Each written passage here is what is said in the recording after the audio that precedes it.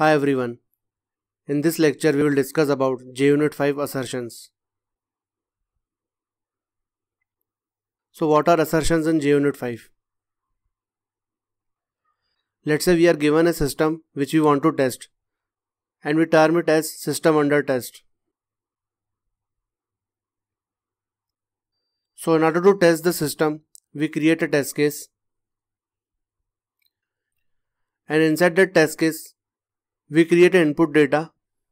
So this input data is passed to our system under test, and based on our logic which we have written in the system, we know that what are its input and what could be its expected output.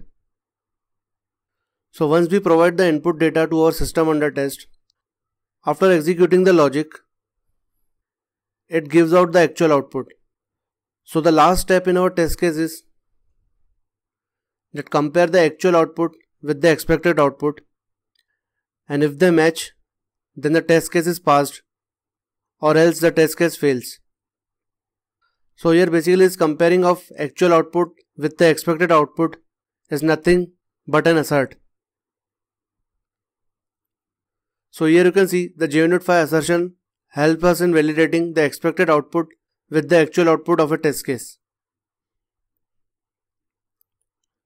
In JUnit 5 assertions API, there are various static methods that we call in our test to verify the expected behavior. Also, JUnit Jupyter assertions are present in org.junit.jupyter.assertion class. Also in JUnit 5, assertion methods were completely rewritten to support features of Java 8 such as lambda expressions and streams, which was missing in JUnit 4. So friends, in this lecture we discussed about assertions in JUnit 5.